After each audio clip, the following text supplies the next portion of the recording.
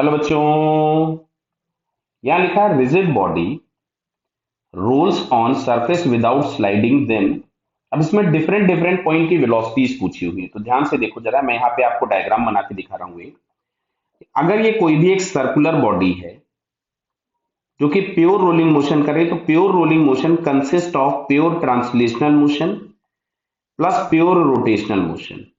तो pure translational motion में each and every point will move with the same velocity and in the same direction, plus pure rotational motion. तो pure rotational motion में क्या होता है कि जो बॉडी होती है उसको हम सेंटर पे फिक्स मानते हैं, और सेंटर के अबाउट ये एक एंगुलर मोशन कर रही होती है, या प्योर रोटेशनल मोशन हम बोल सकते हैं। तो अब अच्छा, इस वाले पॉइंट की जो वेलोसिटी होगी दैट इज आर ओमेगा। यहाँ पे ये आर ओमेगा, यहाँ पे ये आर ओमेगा, और यहाँ पे ये आर ओमेगा। क्लियर है? और अगर प्योर रोलिंग हो रही होती है तो ये जो आर ओमेगा होता है ये वीसी के बराबर होता है, मतलब इस सेंटर वाली वेलोसिटी के बराबर होता है। क्लियर? जिसको हम वी लिख सकते हैं। अब अगर हम इन दोनों मोशन को कंबाइन कर देते हैं तो जो हम लोगों के पास चीज बनेगी उसको हम बोलते हैं प्योर रोलिंग मोशन। तो अब देखो, समझ में आप लोगों को शायद ये तुरंत आने लग जाएगा। सेंटर वाले पॉइंट का फर्स्ट केस में वेलोसिटी वी है, सेकंड वाले में जीरो, तो इसकी वेलोसिटी वी इधर हो गई।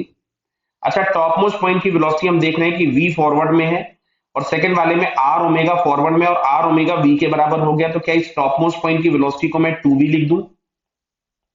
क्लियर?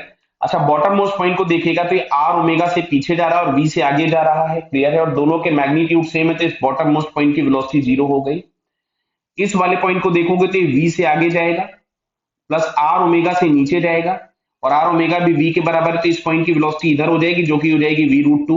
दिख रहा है ना, दोनों के बीच में एंगल 90 था। सिमिलरली इस पॉइंट की वेलोसिटी भी हम लोगों को दिख रही है कि वी रूट टू इस डायरेक्शन में हो जाएगी। अब जरा हम ऑप्शंस पढ़ते हैं क्या दिए हैं क्वेश्चन में।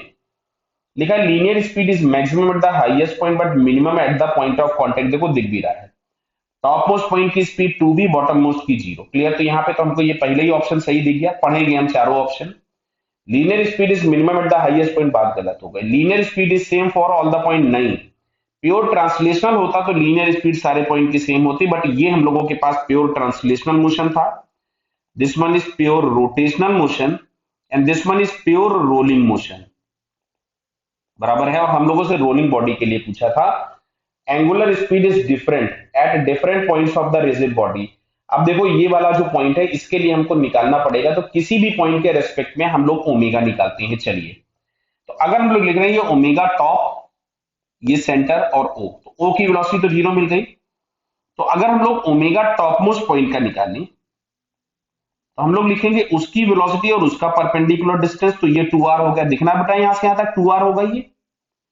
अच्छा, ओमेगा अगर हम सेंटर का निकाले तो सेंटर की वेलोसिटी डिवाइडेड बाई आर, तो दिख रहा बेटा दोनों में हम लोगों को v बाई आर मिला, यानी एंगुलर वेलोसिटी हर पॉइंट की क्या होगी? सेम होगी। और इसने लिखा है डिफरेंट। आंसर तो खैर हम लोगों को पहले ही मिल गया था फर्स्ट वाला ऑप्शन, लेकिन अगर मल्टीपल करेक्ट में मिलेगा तो आपको चारों पढ़ने पड़ेंगे। सो यहाँ पे फाइनली हम लोगों के पास ये फर्स्ट ऑप्शन करेक्ट है। अगर इसने फोर्थ में लिखा होता ना एंगुलर स्पीड इज सेम, तो ये ऑप्शन भी करेक्ट हो जाता। क्लियर बेटा? Okay, all the best.